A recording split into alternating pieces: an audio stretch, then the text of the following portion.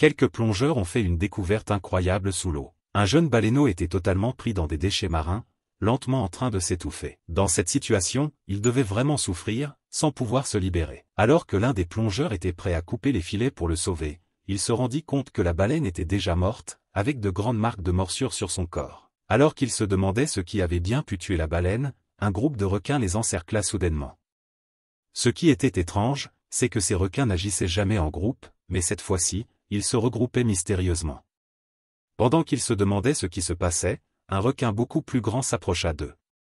Ce requin s'appelait Lizzie, un spécimen qu'ils avaient observé et étudié, mais sa taille était étonnamment grande. En seulement 2 mois, il était passé de 2,5 mètres à 7 mètres, une croissance anormalement rapide. Il semblait que quelque chose d'étrange se produisait avec Lizzie. Pour comprendre ce phénomène, Sophia demanda aux plongeurs de prélever un échantillon du requin. Malheureusement, cette décision allait leur coûter cher. Lors de la collecte, le plongeur exerça une pression excessive, ce qui fit entrer le requin dans une rage folle. Avant qu'il n'ait eu le temps de réagir, le requin ouvrit sa grande gueule et attrapa l'un des plongeurs. Très vite, le son de ses cris de douleur se fit entendre dans leur communication, jusqu'à ce que l'écran des caméras devienne rouge de sang. Sophia, paniquée, saisit une harponneuse et se précipita dans l'eau pour sauver ses coéquipiers. Mais en cherchant, elle fit une découverte terrifiante, seuls des membres et des débris restaient flottants. Il semblait que ses amis n'avaient plus aucune chance.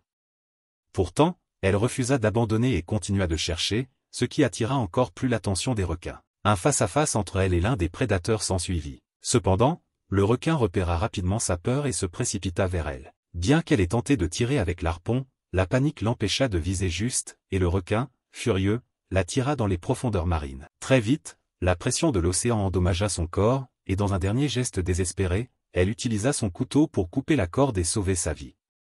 3 ans plus tard, bien qu'elle ait changé de carrière pour devenir guide dans un aquarium, l'ombre de la mort de son petit ami et de son équipe hantait encore son esprit.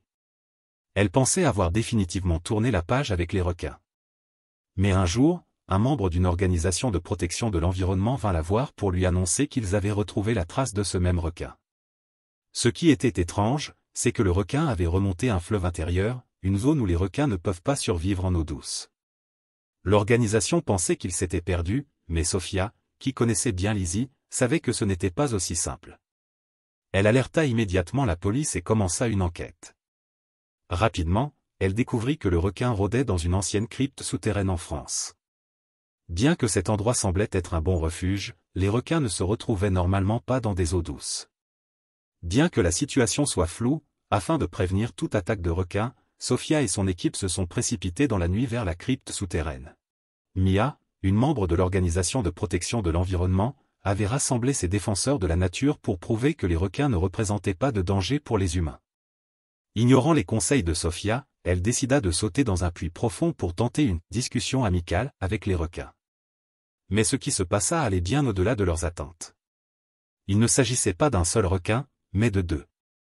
À leur grande surprise, le requin carnivore, Lizzie, avait réellement donné naissance à des petits dans l'eau douce. Et Mia, dans sa folie, tenta de s'approcher des bébés requins. Mais ce geste allait sceller son destin, car la mère requin, pour protéger ses petits, attaquerait toute créature qu'elle percevait comme une menace. Sophia, paniquée, cria à Mia de remonter immédiatement, car cela annonçait une attaque imminente de la mère requin, mais il était déjà trop tard. La crypte se transforma en chaos. Beaucoup de personnes furent projetées dans l'eau par les vagues et devinrent rapidement la proie des requins. L'eau se teinta vide de sang, et l'endroit se métamorphosa en véritable abattoir. Tout le monde tentait de fuir dans toutes les directions, mais le chaos provoqua une bousculade. Certains furent poussés à l'eau, tandis que ceux qui parvinrent à sortir étaient gravement blessés, manquant bras et jambes. Leur vie était désormais brisée, plongée dans l'abîme. Après le départ de la mère requin, Sophia et son équipe découvrirent, sur le rivage, les restes du bébé requin déjà mort. Et voilà, c'est tout pour aujourd'hui. Si cette vidéo t'a plu, n'oublie pas de laisser un énorme like et de t'abonner pour ne rien manquer de mes prochaines aventures. Merci d'être là, et à très bientôt pour encore plus de contenu incroyable. À la prochaine.